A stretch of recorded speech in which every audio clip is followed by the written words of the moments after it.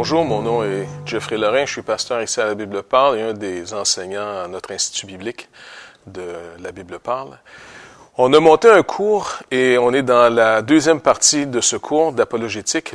La première partie a été faite avec le docteur Amar Jabala, donc on est en collaboration avec la Faculté de théologie évangélique ici à Montréal. Et suite à ce cours, où Dr. Jabala mettait les fondements un peu sur l'histoire de la pensée, qu'est-ce qui nous a amené aujourd'hui à réfléchir de certaines manières, on a eu plein de matériel vraiment intéressant. Donc, on est dans le cours 2, la mise en pratique maintenant.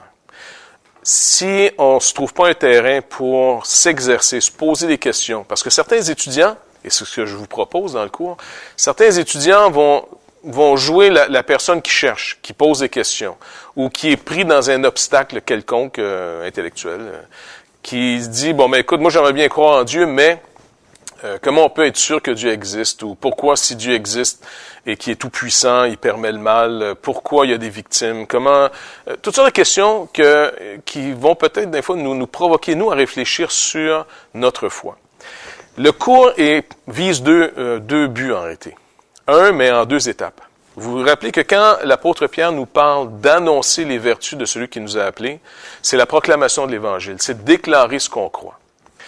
Par contre, il continue son raisonnement dans sa première lettre, Pierre, en nous montrant par contre que parce qu'on va annoncer les vertus de celui qui nous a appelés des ténèbres, les ténèbres dans lesquelles le monde se trouve, la pensée de ce monde se trouve dans les ténèbres, inévitablement on va avoir des obstacles, on va avoir de l'opposition.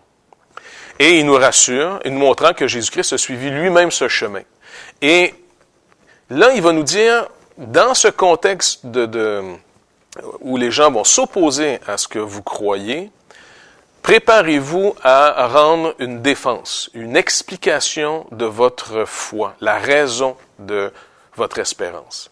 Et c'est ce qu'on va pratiquer. Donc, c'est autant de proclamation de ce qu'on croit, ça c'est dans un premier temps, mais comment après ça on défend ce qu'on a proclamé, comment on explique la logique, parce que notre foi repose pas sur des sensations, elle a produit une logique, il y a un renouvellement d'intelligence qui est amené. Et c'est ce qu'on va viser dans le cours. Donc, il va y avoir une pratique. Des gens vont poser des questions, la classe va travailler à amener des solutions. Et ça va être vraiment une dynamique très intéressante. Donc, c'est une mise en pratique du premier cours du docteur Amar Jabala que je vais donc animer. On commence le premier mercredi du mois de mars, on est en 2010, et ceux qui veulent le suivre par vidéo, ça peut aussi se faire. C'est sûr que vous n'aurez pas la dynamique de la classe, mais vous allez pouvoir participer soit par Internet ou encore une fois par vidéo et là poser des questions ou, c'est-à-dire par vidéo, mais après de répondre à un questionnaire. Vous allez voir un peu comment les étudiants ont posé les questions et comment les étudiants, le restant de la classe, ont trouvé des solutions. Je vous demanderai pas d'acheter de livres. Je vais vous demander plutôt d'aller fouiller déjà dans vos bibliothèques ou encore sur Internet des sites qui se spécialisent à répondre à des questions. Ça peut être sur l'évolution-création, ça peut être sur l'aspect de la défense de la foi, la doctrine de la justification, ou pourquoi Jésus-Christ dit qu'il est le seul chemin, l'unique chemin pour aller à Dieu. Est-ce qu'on est capable de soutenir ça par rapport aux autres religions? Donc, c'est un peu ce qu'on va défendre dans le cours d'apologétique 2. Je vous invite, et puis je suis sûr qu'on va avoir un très bon temps ensemble, ça va être très enrichissant. Voilà. À bientôt.